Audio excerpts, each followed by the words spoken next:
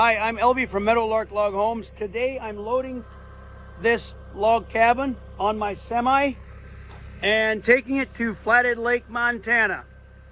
So that's the semi. Last night I took the loader and I drive it on the semi with the ramps, and my cousin Dan is going with me. He's visiting from Indiana. So let's get those logs on that trailer. These are the last of the logs. Took the load yesterday. And this is a box full of gasket, screws, and things to put the logs together. This packages the frames for the windows and doors. This is a package that was purchased and the person backed out for some reason, and we resold the package. So the ends got a little gray, but they're fine.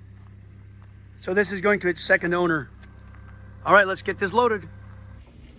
We got the truck loaded, and cousin Dan and myself are gonna head down the road to, it's about a 2-hour drive to Flathead Lake near Lakeside, Montana. See you at the other end. Dan and I got here with the second load of logs here on Flathead Lake, and the view is incredible. After we unload the logs, Keith, the owner of this property, is gonna take us with his truck around to see the property. They have an existing house up the road here on top. And somewhere on the property, the 62 acres, Keith wants to show me a spot for a log house. Yesterday, I took the load, the first load, and I brought the JCB loader, the telehandler. I had it on the back of the truck yesterday. I brought that, and we unloaded the logs right here. And some of the ends are a little gray, as I said, but they'll clean up nicely. And this is a Livingston cabin, one on the website, the Livingston. I'll link that below. You can follow it and look at that on the website, and also if you want to order one. But this, I could have gone up to the top, but I wasn't quite sure about the semi getting up there. And I said there's enough room to put the logs here beside the road like this. I think I'll put the next logs, this load right in here, and then where the loader's at.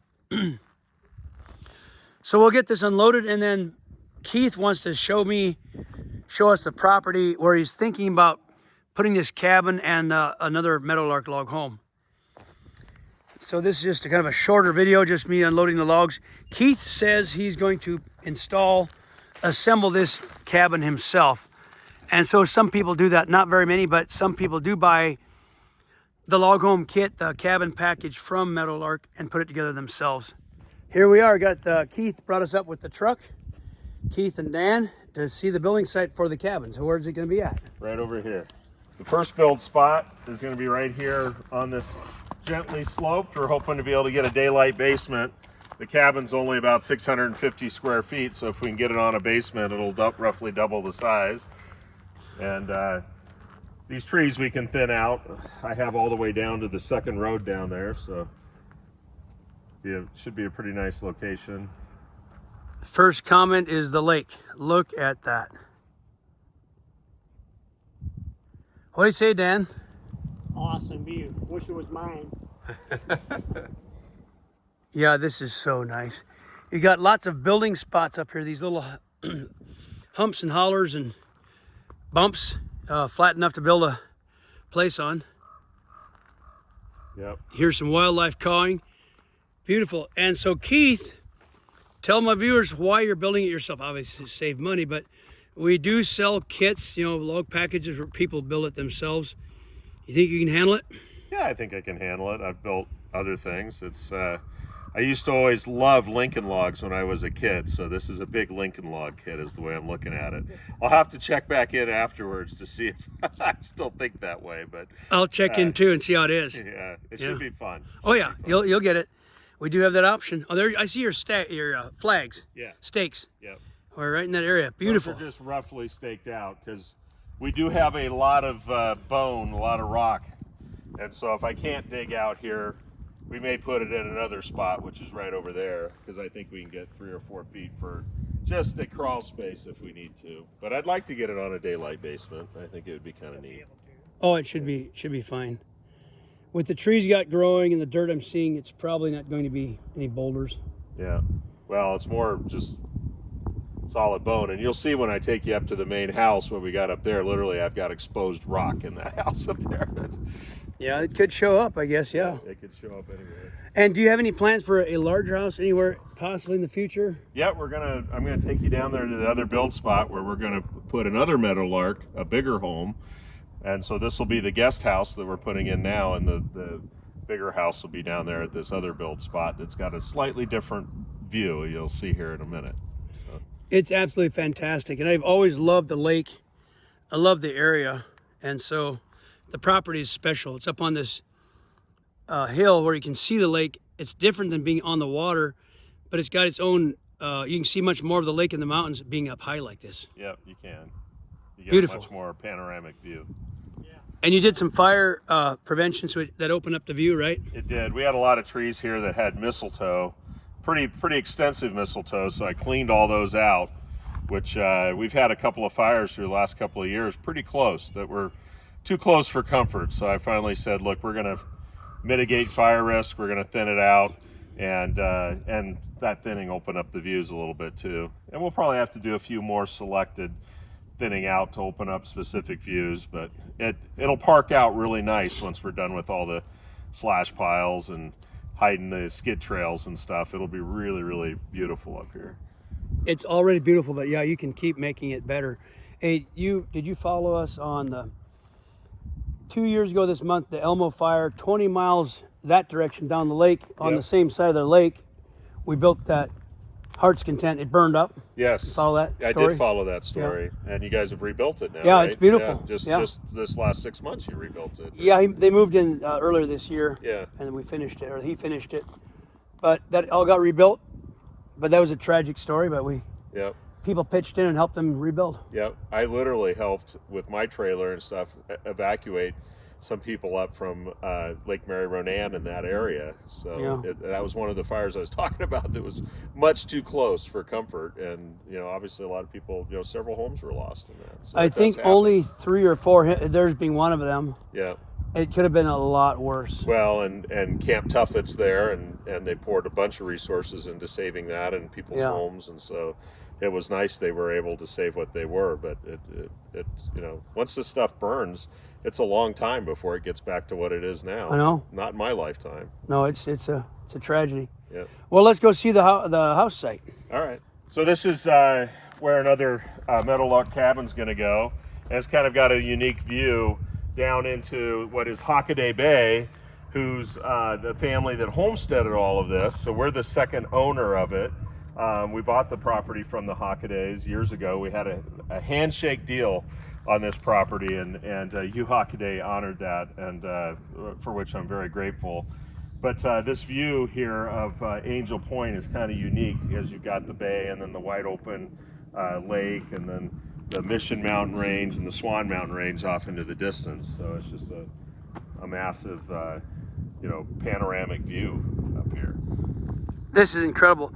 You know what I'm thinking, and I don't know if you think the same way, but carefully, slowly over the years, trees in that direction, thin them here, a tree here, a tree there, a little bit all along kind of what I'm pointing. You leave the big ones, see the ones, if there's some that die or don't grow or crooked, you can start thinning them out and see even more of that view. Yeah, well, and we can probably get into Glacier Park here if we thin these a little bit. And we just did a bunch of fire mitigation and thinning, and left here to see what we had. Right. And then, you can't put the trees back if you take too many out. Right. So we'll take a few select ones, maybe trim some up and get rid of the ratty looking ones. And, sooner or later here in a few years, it'll really look nice. Oh my goodness, this is really amazing. Isn't it, Dan? Yeah. My cousin Dan likes it. I like it. Now, Indiana's awesome, but you don't have a lot of property like that back there, do you? Not with a view like this. Wow. Of course, you can't grow anything on this property. Pros and cons. You can actually grow stuff. You're right.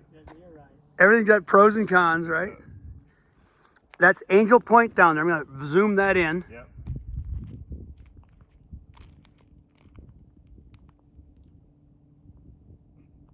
I like the name. I like the property. Well, we'll see how Keith does with the cabin, the Livingston cabin over where we walked from, which is right over there.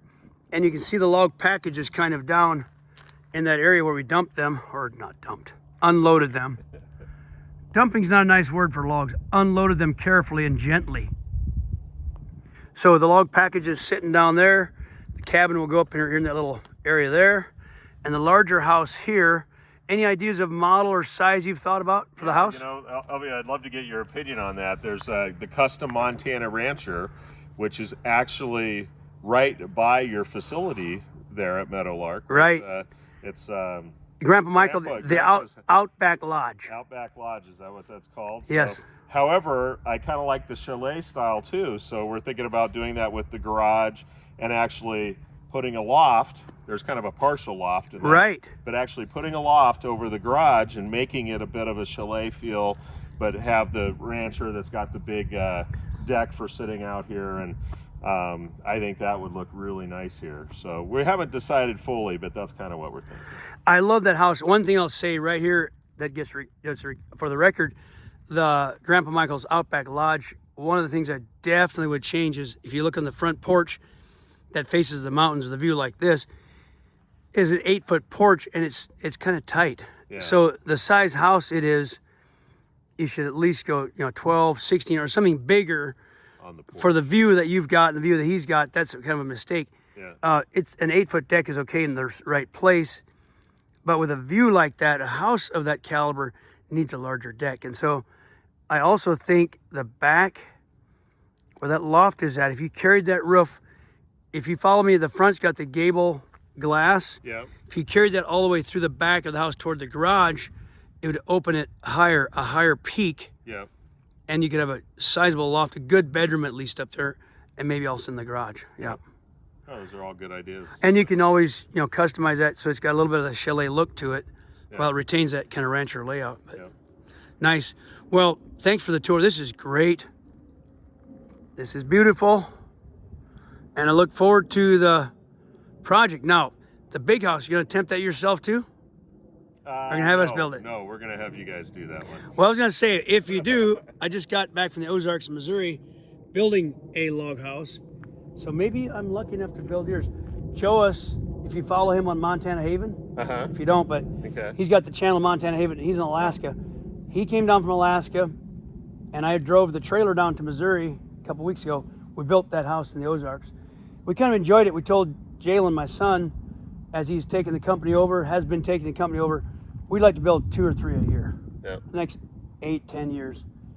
So that's kind of the thought. So every so often, I'm going to put my fingers, can I have that one? Yeah. So just maybe you'll right. be lucky. Well, Or is it you me raise that your would be hand lucky? and say, "Can I have that one?" Maybe. Right. We'd love to have you back up here. So this is the kind of thing I would enjoy. Yeah. So now that the Meadowlark responsibility is being more and more just fading for me, Jalen and the team are taking it on. Joas, my brother, and I feel like we actually have the time now in our older age to do some of this, where before it was actually difficult because we're running the company. Yeah. So anyhow, that's kind of how that's working. Yeah.